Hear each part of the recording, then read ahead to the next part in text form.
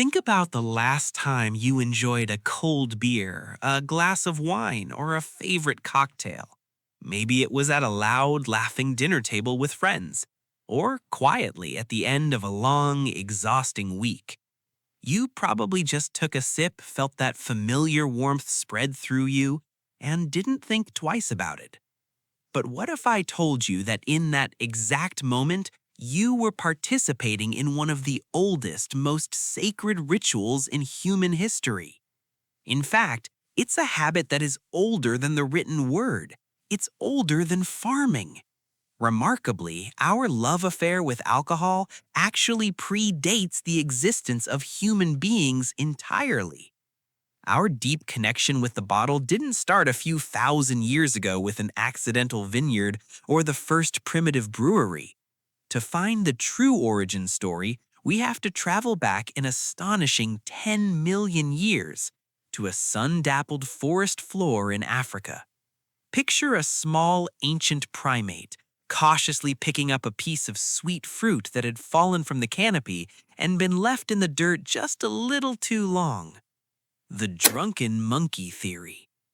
In 2014, a brilliant biologist at UC Berkeley named Robert Dudley published a groundbreaking book titled The Drunken Monkey. His core argument was beautifully simple. When sugary fruit falls from a tree and sits on the warm earth, nature takes over. The natural sugars inside begin to break down. Wild yeast enters the cracks. Fermentation begins, and the fruit naturally produces small amounts of ethanol. When our distant primate ancestors ate that overripe fruit, the ethanol did something magical. It made them feel just a little bit buzzed. They had absolutely no scientific explanation for the fuzzy, warm feeling in their chests, but it felt good. So they kept coming back for more. Over millions of years, our ancestors didn't just learn to tolerate alcohol, they actively evolved to seek it out. By the time the very first ancient humans walked the earth, the craving for it was already hardwired into our DNA. It was waiting there, sleeping, long before anyone ever figured out how to brew a drink on purpose. So when did we finally figure it out? The Cave of Rakeft. To answer that, we have to travel to the year 2018 when a team of archaeologists were excavating a dusty cave near Haifa, Israel. This place is known as the Rakeft Cave, and roughly 13,000 years ago, it was home to a community of prehistoric people called the Natufians. Deep inside the darkness of the cave, scientists discovered stone mortars carved directly into the solid bedrock. When they carefully analyzed the microscopic residue left behind in those ancient stone bowls, they found something stunning. Traces of wheat and barley that had been intentionally soaked, germinated, and left to ferment. It was beer, brewed inside a dark cave 13 millennia ago. But here is the twist that turned the scientific world upside down. The Natufians were not farmers. They hadn't invented agriculture yet. They were still nomadic hunter-gatherers, wandering the landscape, collecting wild grain by hand, and hunting animals for survival. They didn't grow the barley, they had to forage for it. Yet somehow, the process of making beer was so deeply important to them that they figured out how to brew it before they ever figured out how to plant a single seed. Think about how profound that is. For generations, the history textbooks have taught us a very specific story. Humans settled down, invented farming, built stable villages, and then eventually stumbled upon fermentation and started drinking. We were told alcohol was a luxury that came after civilization. But the silent stones of Rakeft Cave tell us the exact opposite. These people were brewing while they were still wandering stargazers with no permanent home. They weren't alone in their wanderlust. Just 1,000 years later, in southeastern Turkey, another group of nomads built something monumental. It defies imagination. Gobekli Tepe.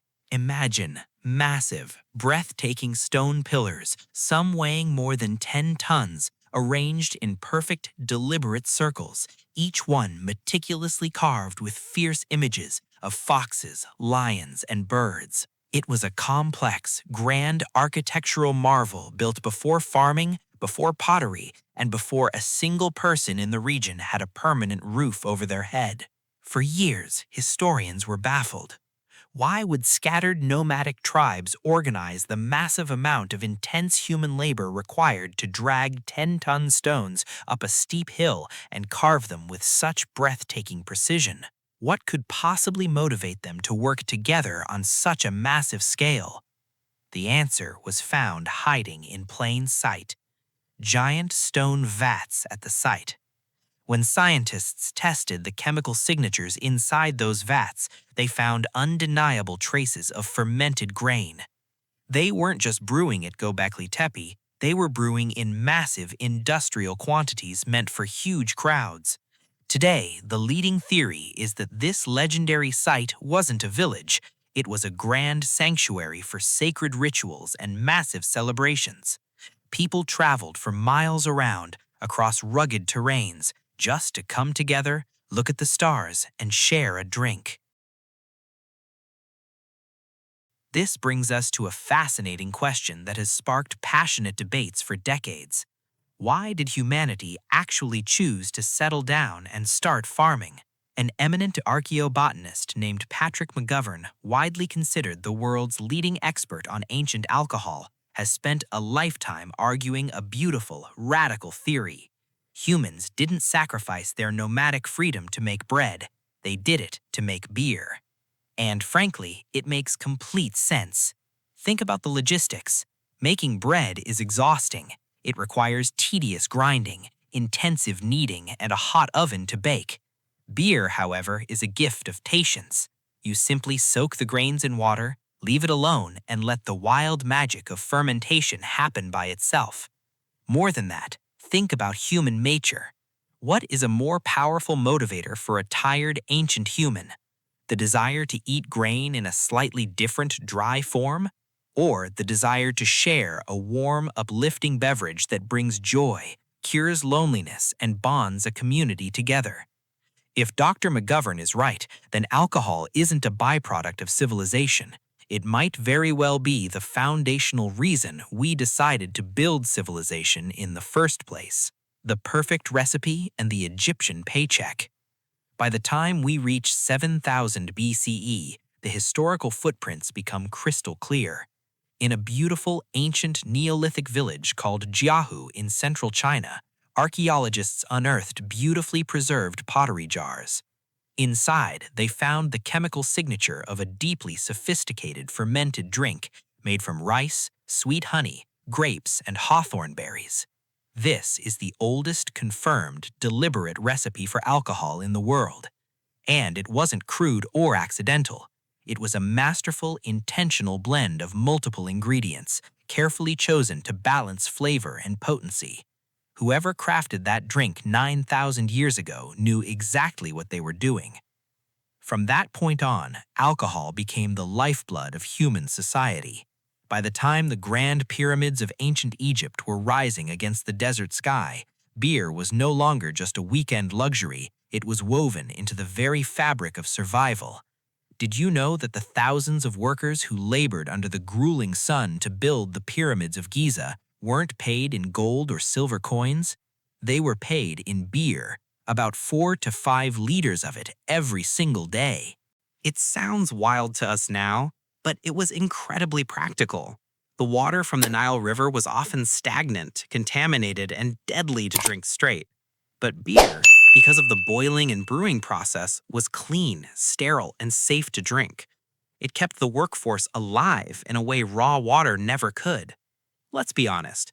If you were breaking your back dragging massive limestone blocks across the scorching desert heat, and someone offered you a choice between a heavy bag of useless metal coins or 5 liters of cold, refreshing, nutrient-rich beer, what would you choose? Exactly. On top of hydration, the thick, ancient Egyptian beer was packed with essential calories, vitamins, and proteins. For a laborer, it wasn't just a drink to forget the day. It was a liquid lunch that gave them the physical strength to keep going. And it went even deeper than physical survival. It touched their souls. The Egyptians genuinely believed that beer was a divine gift from Osiris, the god of agriculture and rebirth. It was placed lovingly in the tombs of pharaohs to guide them in the afterlife, poured out as sacred offerings in grand temples, and even written into medical prescriptions. Ancient doctors would mix healing herbs into beer to treat everything from stomach aches to infections. A single cup of beer was simultaneously doing the job of a hard-earned paycheck, a life-saving water filter, a nourishing meal, a medicine, and a heartfelt prayer. So let's look at the grand tapestry of our past. 10 million years ago, your ancestors reached for fermented fruit because it helped them survive. 13,000 years ago, they were gathered in dark caves, experimenting with brewing before they even knew how to plant a field. 12,000 years ago, they hauled monumental stones up a mountain just to create a place where they could drink and belong together. 9,000 years ago, they were perfecting recipes, and 5,000 years ago, the greatest empires on Earth ran entirely on its fuel. Alcohol didn't come after we built the world we live in today. There is a beautiful, undeniable truth that it is the very reason we had the courage and the community to build it at all. So the next time you hold a glass in your hand and clink it against a friend's, take a moment to look at the liquid inside. The processes have evolved, the ingredients have been perfected, and the glass is certainly much fancier than a stone mortar. But the human impulse inside you is exactly the same one that comforted a small primate on a forest floor 10 million years ago. We just finally learned how to make the magic on purpose. Cheers to that. If you want to dive deeper into the incredible science and history behind this journey, all the fascinating research and archaeological studies are linked down in the description below.